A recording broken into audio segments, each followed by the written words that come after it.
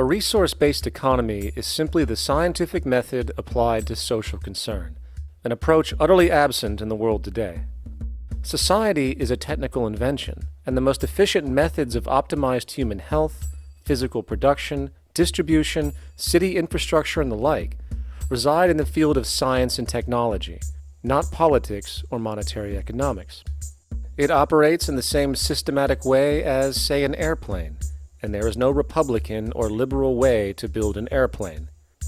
Likewise, nature itself is the physical referent we use to prove our science, and it is a set system, emerging only from our increased understanding of it.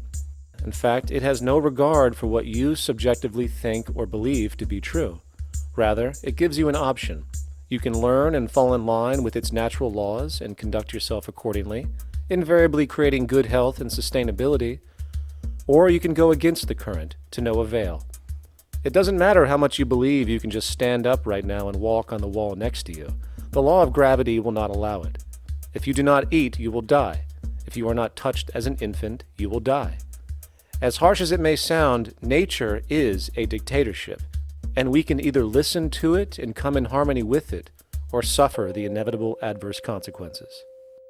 So, a resource-based economy is nothing more than a set of proven, life-supporting understandings where all decisions are based upon optimized human and environmental sustainability.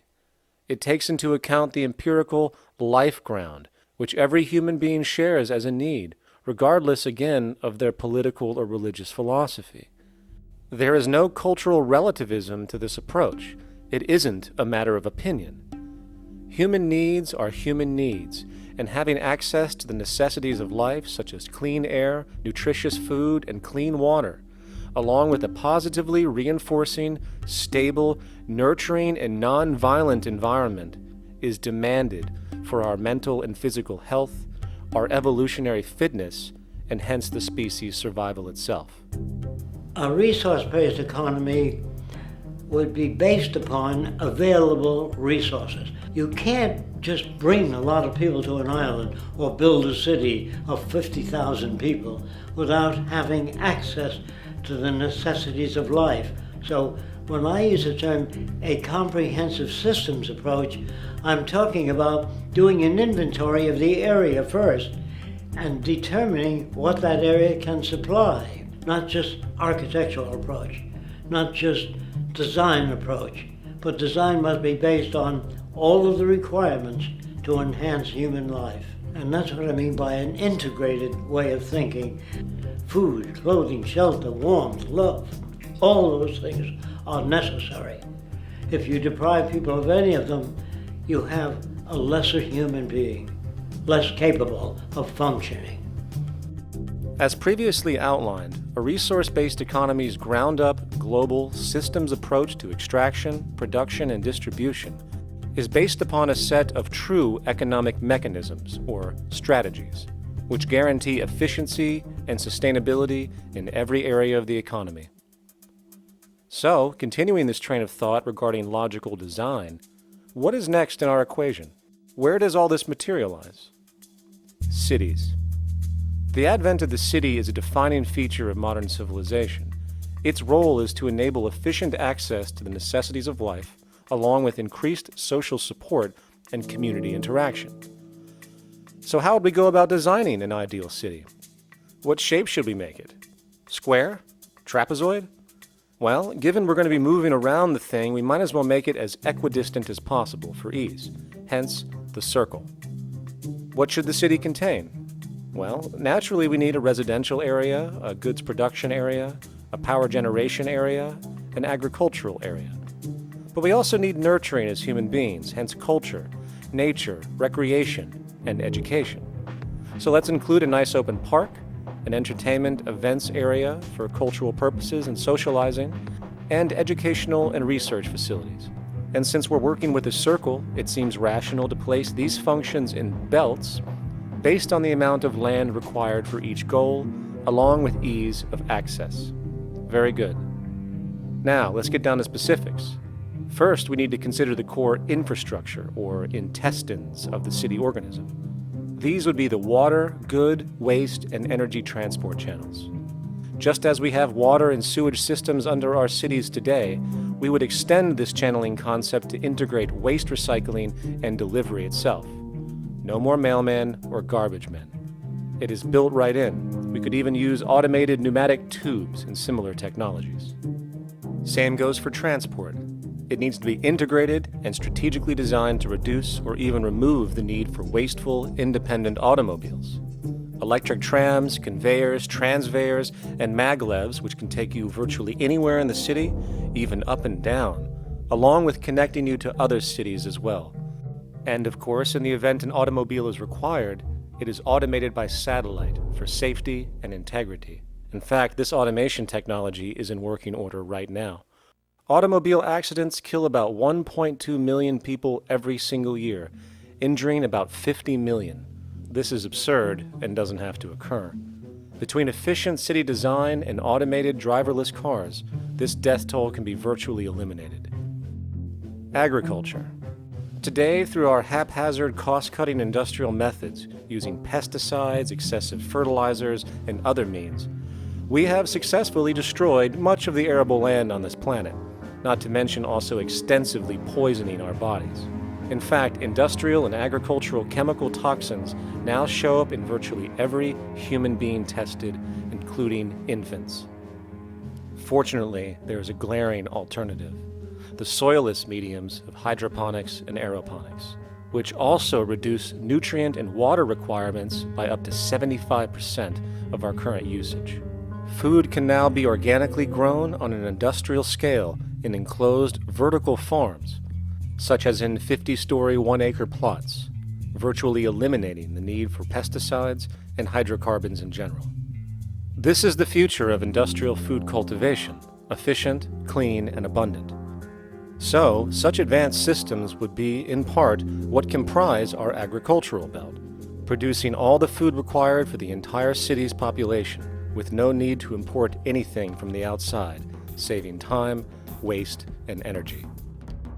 And speaking of energy, the energy belt would work in a systems approach to extract electricity from our abundant renewable mediums, specifically wind, solar, geothermal, and heat differentials, and if near water potentials, tidal and wave power. To avoid intermittency and make sure a positive net energy return occurs, these mediums would operate in an integrated system, powering each other when needed, while storing excessive energy to large supercapacitors under the ground, so nothing can go to waste. And not only does the city power itself, particular structures will also power independently and generate electricity through photovoltaic paints, structural pressure transducers, the thermocouple effect, and other current but underutilized technologies. But of course, this begs the question: how does this technology and goods in general get created in the first place? This brings us to production. The industrial belt, apart from having hospitals and the like, would be the hub of factory production.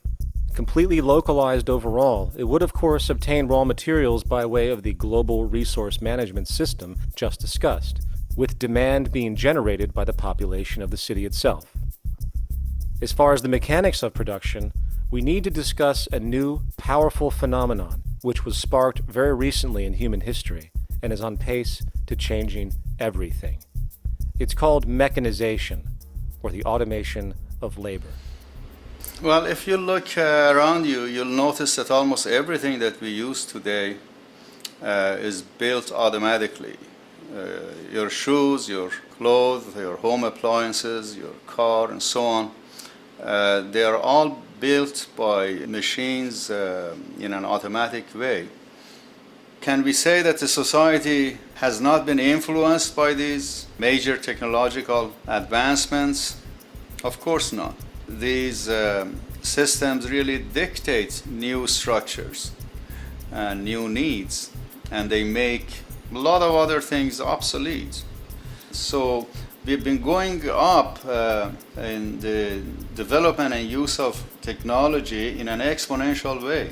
So definitely automation is going to continue. You cannot stop technologies that just make sense.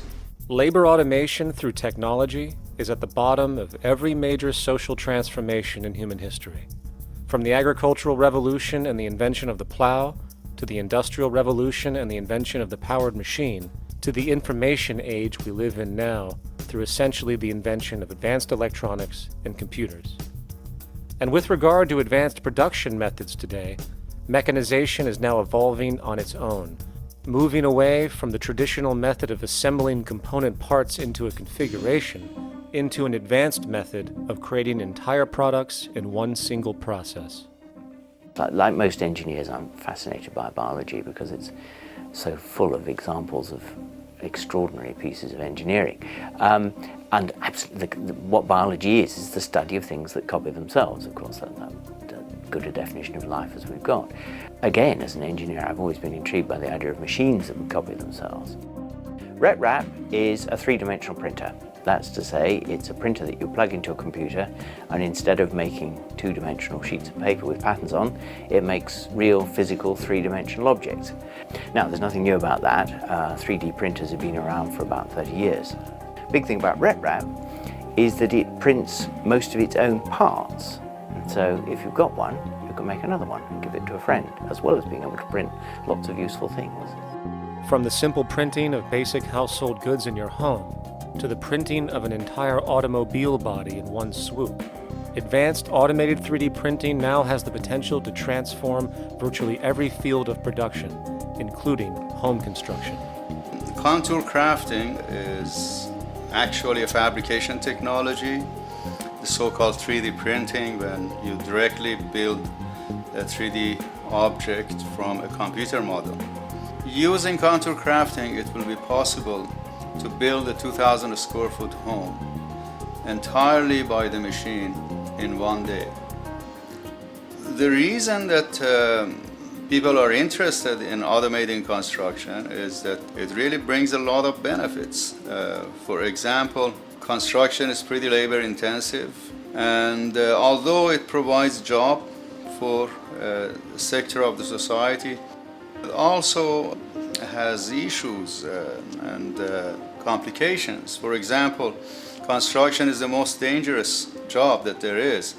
It is worse than mining and agriculture. It has got the highest level of fatality almost in every country. Another issue is the waste. An average home in the United States has 3 to 7 tons of waste. So this is huge if we look at the impact of construction and knowing that about 40% of all materials in the world are used in construction. So big waste of energy and resources and big damage to the environment as well.